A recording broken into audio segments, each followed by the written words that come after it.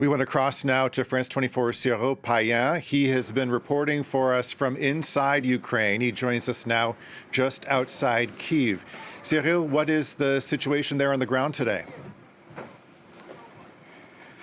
Well, we can understand very much the statement by the President Zelensky, because here on the ground we can see a clear rise of tensions. We are just at the outskirts of Irpin, 20 kilometers away from central Kyiv, and we have really a different scenario and a different situation than yesterday, where we spent a few hours. I don't know if you can see, these are members of the Ukrainian armies. We have seen armored vehicles and cars roaming to the entrance of Irpin. We spent a few hours inside Irpin, which is just located 5 kilometers away from where we are standing here. This is the last checkpoint inside Kyiv on the way to Irpin. Irpin is a ghost city. There is barely no one escape.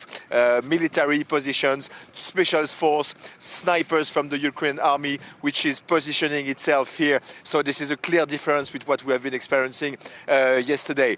We can see special forces roaming here. So it looks like here very much the Ukrainian army is trying to prevent the Russian offensive. The Russian army is like 3 kilometers away from where I'm standing, talking about the humanitarian corridor, talking about the truce and the ceasefire, which was announced this morning. I can tell you that we spent half day here, and we heard lots of shelling, explosions, just all around where we're standing. So there is no ceasefire here, there is no truce and no humanitarian corridor with the Irpin perspective, and we can see more and more and more family desperately trying to flee this area, which is a residential area, very crowded, at the vicinity, on the outskirts of Kyiv, the Ukrainian capital.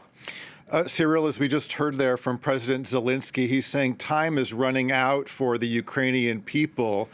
How is morale among the soldiers there and the people in general?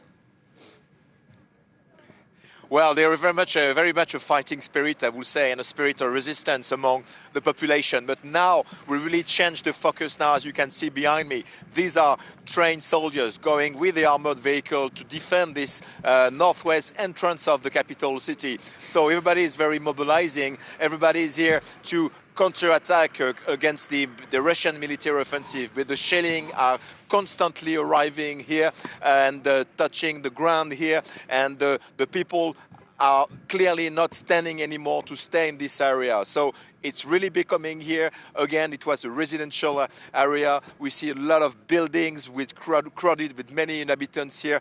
Now it looks very much like a war zone, absolutely a war zone here in the outskirts of Kyiv. Well, Cyril, you appear to be there in the middle of a pretty dangerous situation. We want you to stay safe. Are you seeing other journalists there in the area? I mean, how safe are you right now? The thing is, the explosions and the shellings occur, which obviously we don't really know. When we spent with George Yazbek a few hours inside Irpin, which is just straight away after 5 kilometers after these checkpoints, we have been walking there. There is no signal, telephone signal, nor anything. This is really much a war zone, and the only people we have been crossing are the bunkers and the military, the Ukrainian army, which is positioning itself. Again, we have spent a few hours yesterday here in this front line in the northwest of Kyiv. They were not the same area, and people are quite tense here. It's quite tense, much tense than yesterday, and the military is moving forward with a lot of rescue people. So we are really changing the mood here. It looks like there will be maybe a battle sooner or later to defend this part of the northwest of the capital city, Kyiv. Okay, Cyril, we definitely want you to stay safe there. France 24 Cyril Payen reporting just outside of Kyiv. Thanks, Cyril.